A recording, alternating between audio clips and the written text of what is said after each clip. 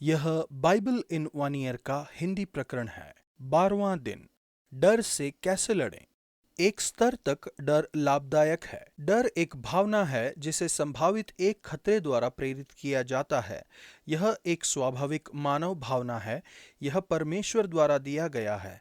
यह मूलभूत जीवन रक्षा तंत्र है। यह हमें जीवित रखता है। यह हमें खतरे से बचाता है। हालांकि हानिकारक डर जैसी चीजें भी हैं। नए नियम में सामान्य रूप से प्रयोग किया गया ग्रीक शब्द फोबोस है, जो हमें फोबिया से मिलता है। यह हानिकारक डर है। यह आने वाले खतरे के असमानुपाती होता है।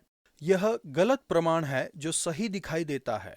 यह तब होता है जब मैं ज्यादा खतरे का अनुमान लगाता हूं और इससे लड़ने की क्षमता को कम समझने लगता हूं।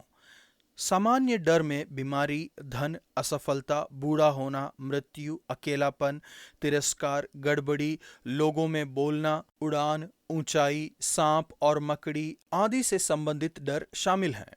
इनमें ये चीजें भी शामिल है जिसे आजकल फोमो बुलाया जाता है, चूकने का डर, कोई खास न होने का डर।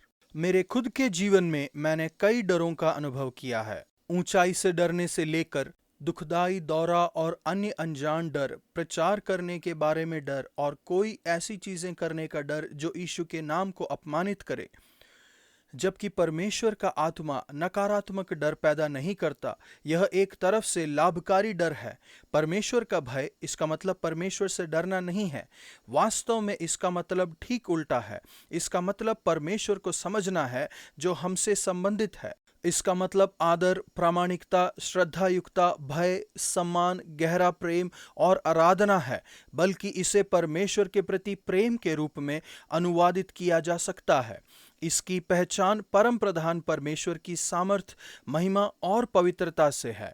यह हमें परमेश्वर का आदत करने में मदद करता है और यह बाकी के सभी डर और भय का प्रतिकार है जिसका अनुभव हम जीवन में करते हैं। परमेश्वर का भय मानो और आपको कभी भी किसी से भी डरने की जरूरत नहीं है। यह संयोग नहीं है कि हमारे समाज में परमेश्वर का भय कम हो गया है और बाकी के सभी डर बढ़ गए हैं। हमें परमेश्वर के साथ सही संबंध की ओर वापस आना है। अभिव्यक्ति मत डर, यह आज्ञा बाइबल में सबसे ज्यादा दी गई है। हमारे आज के पद्यांश में 4 घटनाएं बताई गई हैं। नीतिवचन 1:20 से 33 तक। कोई डर नहीं, कोई नुकसान नहीं। यह पद्यांश आपको आतंक और घबराहट हटाने के लिए एक कुंजी है और वह निडर बसा रहेगा और बेखटके सुख से रहेगा। परमेश्वर का भय मानना नीतिवचन के विषय की कुंजी है और इस पुस्तक में 21 बार दिखाई देता है।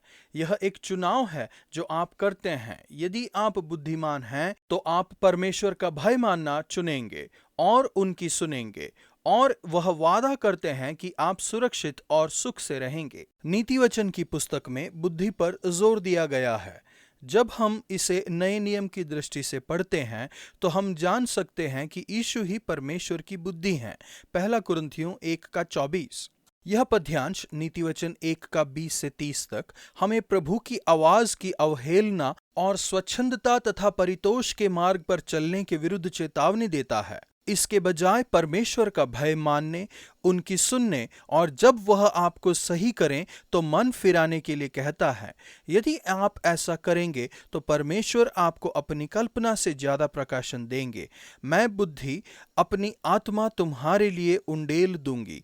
मैं तुमको अपने वचन बताऊंगी। पद 23। वह अपने वचनों में बुद्धि के छिपे खजाने को आपको प्रकट करेंगे। परमेश्वर का भय मानो और आप अच्छे हाथों में होंगे और डर के नुकसान से मुक्ति पाएंगे। प्रभु, मैं परमेश्वर का भय मानने और एक ऐसा जीवन जीने का चुनाव करता हूँ जो आपकी सामर्थ, महिमा और पवित्रता के सम्मान और आदर में हो। केवल आपका भय मानते हुए जीने के लिए मेरी मदद कीजिए। नया नियम मत्ती 10:1 से 31 तक। लोगों का कोई डर नहीं। इस पद्यांश में यीशु ने 3 बार कहा है मत डरो। प्रकरण यह है कि यीशु अपने शिष्यों को सुसमाचार सुनाने और बीमारों को चंगा करने के लिए भेजते हैं। जैसे ही यीशु अपने 12 शिष्यों को बुलाते हैं तब वह उन्हें मिशन पर भेजते हैं। सैद्धांतिक प्रशिक्षण तुरंत व्यवहार में लाना चाहिए। अपने आदर्श का अनुकरण करने के लिए वह उन्हें और हमें भेजते हैं। प्रचार करो, स्वर्ग का राज्य निकट आ गया है। दिखाओ, बीमारों को चंगा करो। जब यीशु उन्हें बाहर भेजते हैं तो उन्हें चेतावनी देते हैं कि उन्हें विरोध का सामना करना पड़ेगा। मैं तुम्हें भेड़ों की नाई भेड़ियों के बीच भेजता हूँ। उन्हें शुद्ध बुद्धि की जरूरत है, सो सांपों के नाई बुद्धिमान और कबूतरों की नाई भोले बनो। स्थानीय महासभाओं में उनका विरोध होगा और उनसे नफरत की जाएगी। उन्हें सताया जाएगा और उन्हें शैतान कहेंगे। इस प्रकरण में यीशु 3 बार कहते हैं, मत डरो। नंबर 1, मत डरो कि तुम्हें क्या कहना है। वह कहते हैं, उनसे मत डरना। आपको दूसरों से डरने की जरूरत नहीं है, चाहे वे कितने भी ताकतवर क्यों ना हो। उदाहरण के लिए स्थानीय महासभाएं, शासक और राजा। तुम मेरे लिए हाकिमों और राजाओं के सामने उन पर और अन्य जातियों पर गवाह होने के लिए पहुंचाए जाओगे। जब वे तुम्हें पकड़वाएंगे तो यह चिंता न करना कि हम किस रीति से या क्या कहेंगे, क्योंकि जो कुछ तुमको कहना होगा वह उसी घड़ी तुम्हारे पिता का आत्मा तुम्हें बता देगा। नंबर 2, मत डरो कि अन्य लोग तुम्हारे साथ क्या करेंगे। जो शरीर को घात करेंगे पर आत्मा को घात नहीं कर सकते, उनसे मत डरना, पर उसी से डरना जो आत्मा और शरीर दोनों को नरक में नाश कर सकता है। नंबर 3, मत डरना कि तुम्हारा क्या होगा।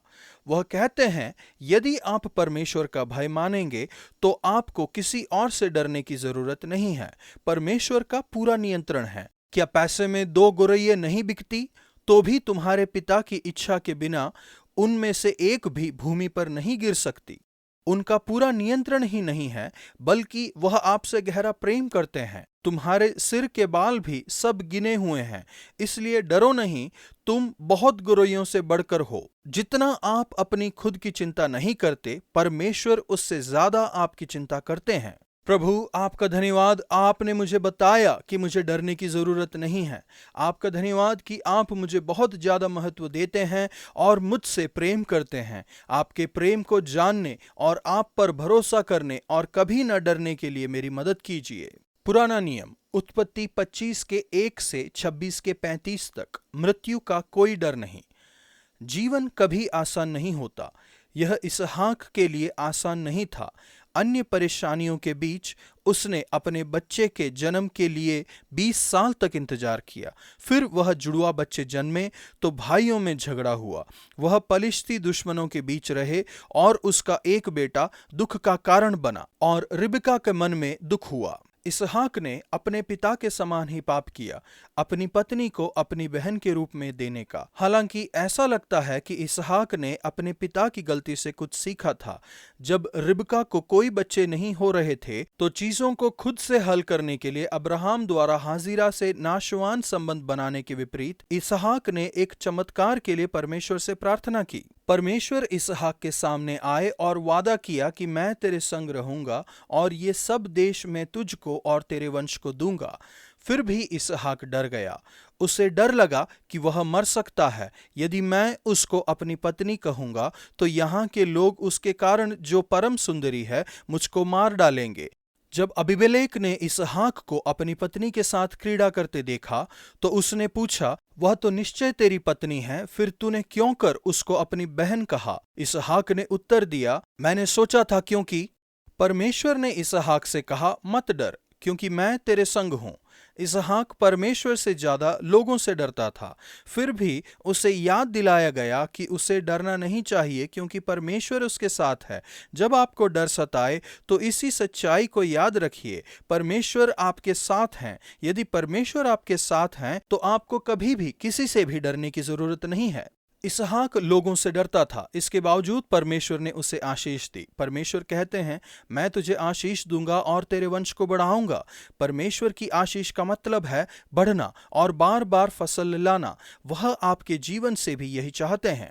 अपने पिता अब्राहम के समय में जो कुएं खोदे गए थे, इसहाक ने उन्हें फिर से खोला, जिसे फिलिस्तियों ने भर दिया था। शायद यह हमारे लिए चर्चों को फिर से खोलने के बारे में है, जो जीवन के जल का स्रोता है। जब इसहाक का विरोध किया गया और उसे रोका गया तो वह आगे बढ़ा, जब तक कि उसने दूसरे कुएं को फिर से खोलने के लिए खोज न लिया। इस तरह से परमेश्वर ने उसे फलने फूलने के लिए मौका दिया।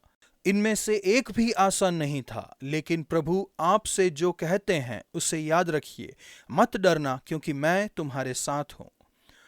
प्रभु, आप मेरे साथ हैं, इस वादे के लिए आपका धन्यवाद। आपका धन्यवाद क्योंकि आप मुझे बार बार कहते हैं कि यदि मैं आपका भय मानूं तो मुझे कभी भी किसी से डरने की जरूरत नहीं है।